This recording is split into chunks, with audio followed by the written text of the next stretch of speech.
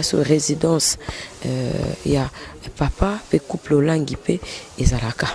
Toye awa la source pour nos informations si réellement papa olangi aza lisusuté parce que tout comme on a les réseaux sociaux mais il faut qu'on ait information la source en tant que professionnel il y a makambo oyo na kiti sur terrain pour toyeba si réellement papa Olangi n'est plus.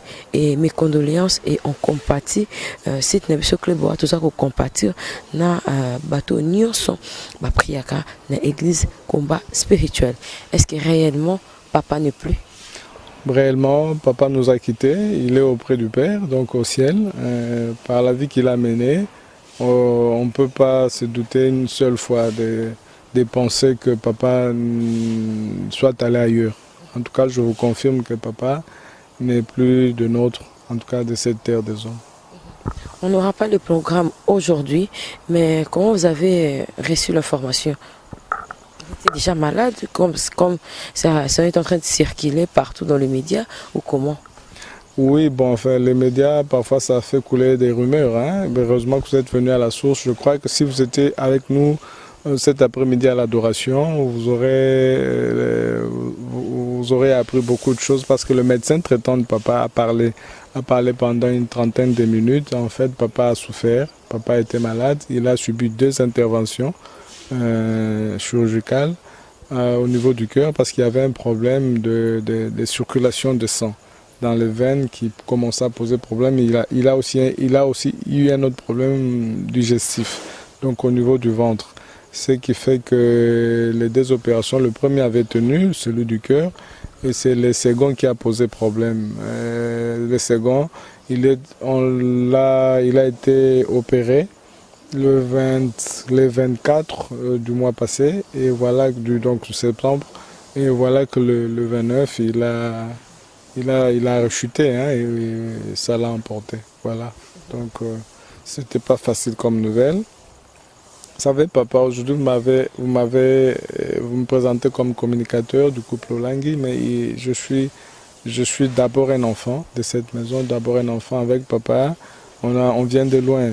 Papa nous a connus, hein, mon groupe, le groupe de CVV, donc qui tiennent en fait la communication de papa. Nous étions des étudiants, nous étions vraiment des gamins. C'est papa Olangi nous a nourris, nous a vêtus. Comprenez que c'est au-delà du professionnel. Enfin, on n'est pas dans le domaine de profession, on est vraiment en dehors de ça. Donc, vous comprenez, quand vous apprenez pareille nouvelle, d'abord vous, ça vous secoue. Je vous avoue, j'ai presque fait la diarrhée parce que ça a été un grand choc d'apprendre que papa est décédé. Mais bon, Dieu nous avait préparé quelque peu parce que pendant un moment, il a été malade. Vous savez, quand vous avez quelqu'un que vous aimez beaucoup mais qui est quand même malade, psychologiquement vous êtes quand même préparé, mais bon, au-delà de cette préparation d'ordre psychologique, nous sommes croyants, nous avons cru jusqu'à la dernière minute que papa survivra, il vivra longtemps à nos côtés, mais bon, Dieu a voulu autrement. Voilà, maman est intervenue aussi pour ça, pour fortifier en fait le peuple de Dieu, en leur disant que non, c'est lui que nous voulons pleurer, a passé toute sa vie dans la louange, dans l'adoration. Il sera pleuré dans la louange, dans l'adoration. Donc maman en fait saignait quelque peu nos larmes, mais bon, au-dedans de nous, on ne sait pas saigner ça. Hein. Dans nos cœurs, nous continuons à les pleurer. Un personnage comme Papa Olangi, on ne le remplace pas du jour au lendemain. Bonsoir. Tu es au Koutayo Awa, Sangwa Matanga, et comme il y a un déni na matoi, et papa, Azali Soussouti, vous avez réalisé un déni.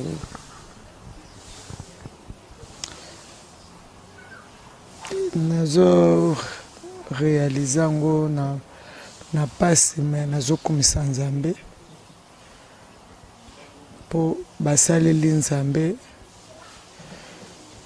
ngonga na ekokaki Nzambe azwa ye koyoka ba témoignage koyoka message atiki Nzambe abongisaki eza bongo tozokomisa Nzambe. oza vraiment abattu tant suki okutana na papa ezalaki date nini ewumeli ekosuka nakutanaki na ye ezali nasir na mwa oyo kaka année passée tozalaki kosala interview awa nga natikaki bango parce que nga azalaka na Paris mais naza missionnaire na Allemagne nde na poko wana tokabwanaki c'était un mercredi date mpenza nayebi te donc précisément inane à part komona bango na batélévision nde bateyaka nde banosaki teme yane.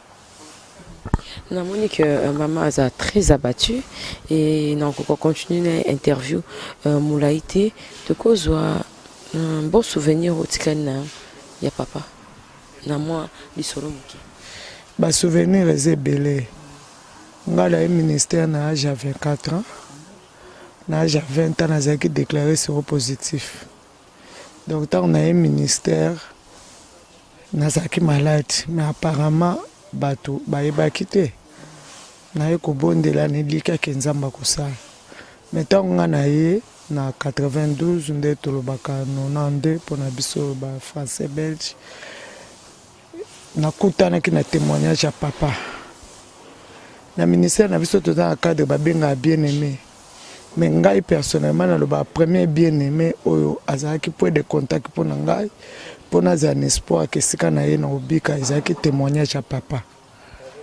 nakutaki mama azotémoigner ke papa abelaki et puis papa aye kotémoigner c'était na 92 alobi ke ezalaki grave mais nzambe wana abimisaki ezalaki opération makasi na problème oyo nga nayaki nango epesaki ngai foi jeune nazalaki na espoir parce que nasuka témoignage papa alobaki nzambe wana aza Jehova Rafa nde yango navandaki na makolo ya nzambe wana ya bango oyo balakisaki na 92 ti na 2017 nde nayaki kovivre miracle ke nakende hôpital malade eza lisusu te donc naza basouvenir ebele donc naza basouvenir ebele na voyage na bango bovandi lokola tata na bana donc à vivre na biso lokola papa tozalaki à l'aise na côté na bango lokola papa na bana il faut kogangela so tosala il faut tokoganga mozo sentir que c'est avec amour donc naza batémoignage ebele vraiment message moko ya kimia par rapport ya babase nyonso eza na mokili mobimba bakolanda message ya kimia mpona likama oyo eyeli bino message ya kimia ezali ke nzambe apermetaka eloko ekokoyela bana nzambe te so nzambe apermettre yango te ndenge mama na biso alobi ndenge papa na biso azalaki pembeni na ye alobi kalobaki balela ye na kati na louange mpe na kati na adoration mpona biso bana na nzambe liwe eza gain mpona nini alali akufi te Jésus-Christ est la résurrection et la vie toza na kondima ke un jour na kembo wana soki totamboli kati ya kobanga nzambe oyo bango balakisi biso papa alakisi biso na kati ya mateya soki tolandi un jour nzambe akosala ke tomonana. Merci maman. Na otaki no mwa mokie et namoni message eza kaka papa azalaki na bolingo mama azalaki na bolingo papa azalaki na bolingo mais oyebi message oyo bacirculera mpo na combat spirituel kozala na famille te koyede te servitude boye ekomelaka mpe bino na kati ya lingomba oyo bacirculaka wana mpo na combat spirituel ekomelaka biso mais eza makambo oyo nakoki koloba moyini satana nde asalaka yango to bato baza na kati te nde bayebi message wana te nde balobaka donc bato balobaka mpo baza na kati te yango nde balobaka mais toyebi ke nzambe aza nzambe na ta na ye un jour baoyo abongisaka kobenga bango mpe comprendre. Bonsoir maman. Bonsoir. Tokoyeba kombo na yo et puis ozwaki sango ya disparition ya papa ndengeni. Bon, kombo nanga Mama Tabita Crispin. Sango wana tango nayokaki yango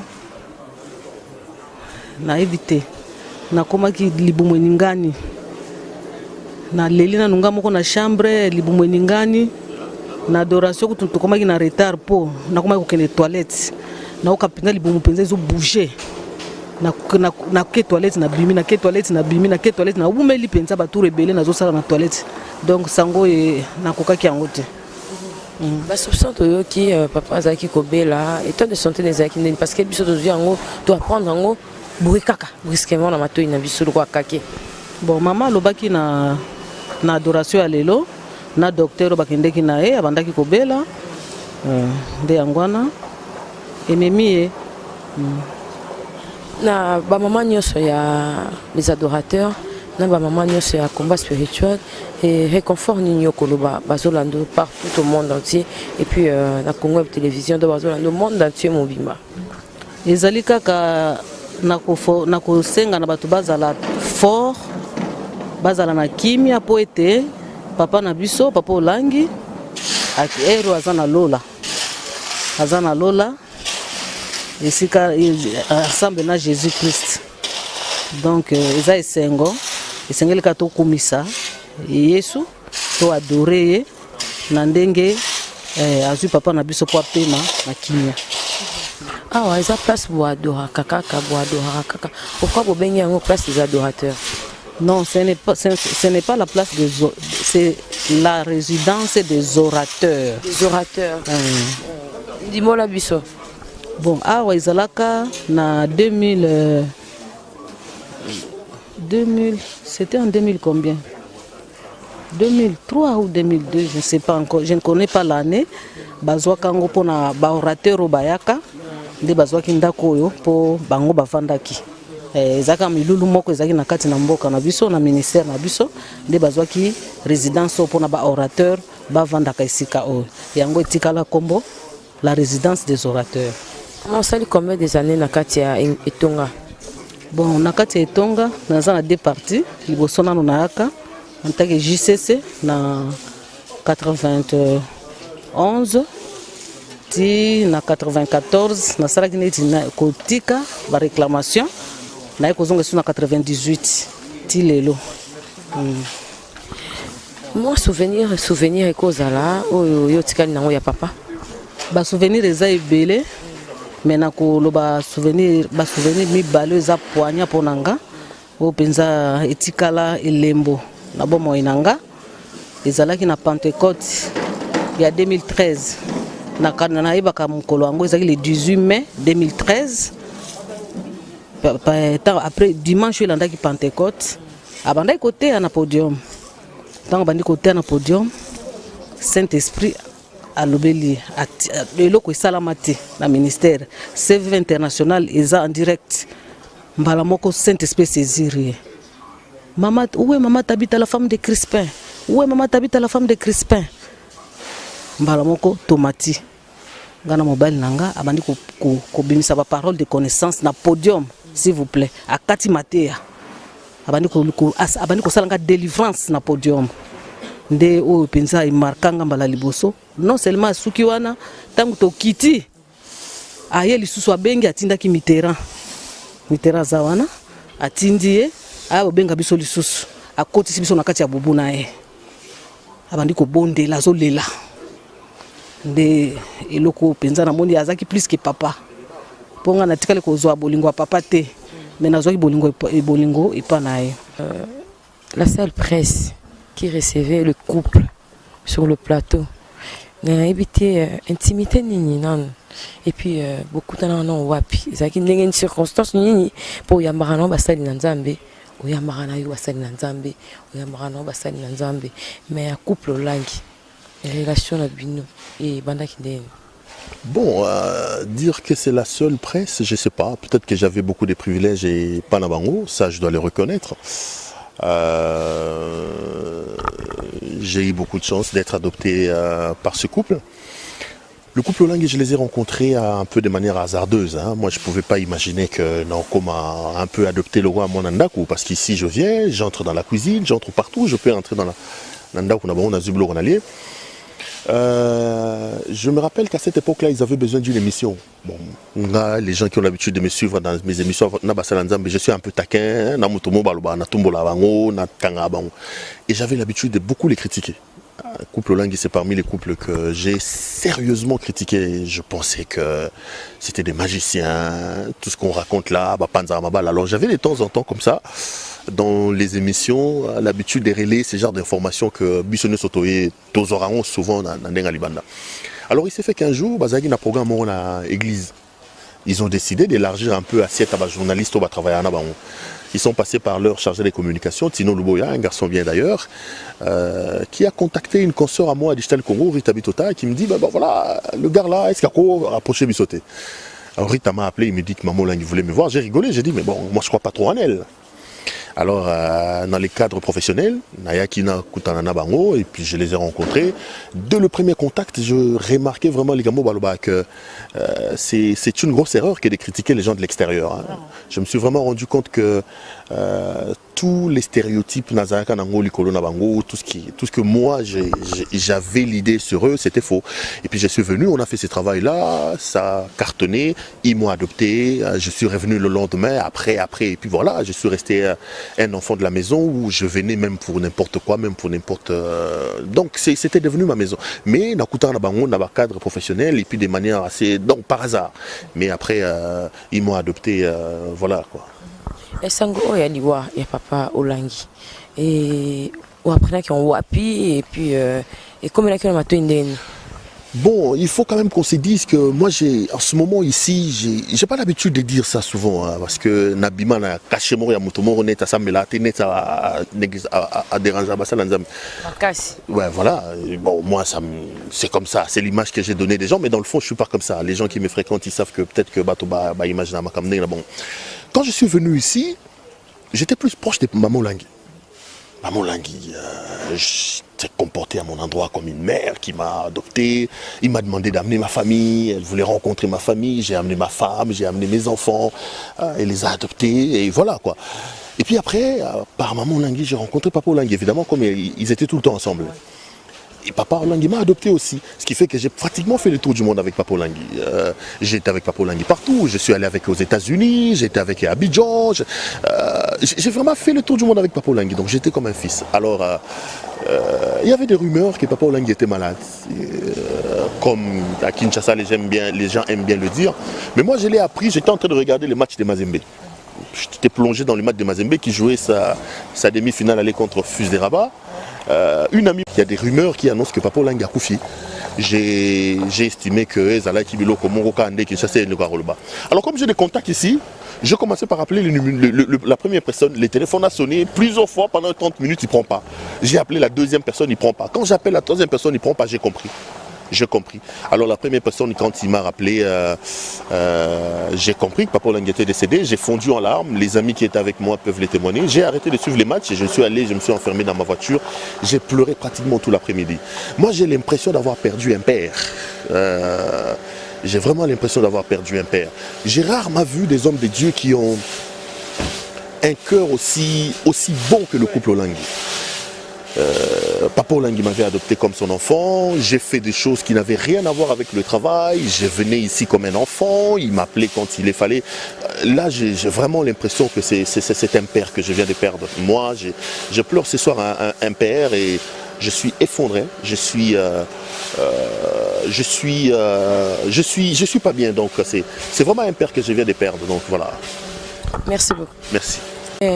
Toza na attitude oyo parce que ezali sango ya matanga bomoni biso ndenge tosali ba interview bozwi ba témoignage parce que tozalaki na résidence ya couple Olangi toyeki penza na kati ya résidence les orateurs na kati ya kitambo yango nga Cynthia nabaki na kolala pongi te kaka journée à l'élo Herman Emporio la garçon slim parce que ezama rambo lo sambo Herman frère na biso Herman Emporio na la musi na pongi na bité to kende tina source to kende koyeba est-ce que vraiment papa azali sous-sauté parce que baza moko ya ba collaborateur pe ya monsieur Chabani Record na Congo Web Télévision yango toyaki bomoni ba témoignage bomoni to koti tina kati ya résidence tozi ba témoignage tozi vraiment et pour te confirmer information oyo to mona ki na ba réseaux sociaux que papa azali sous-sauté et nzambe asimba motema asimba mitema motema ya mama olangi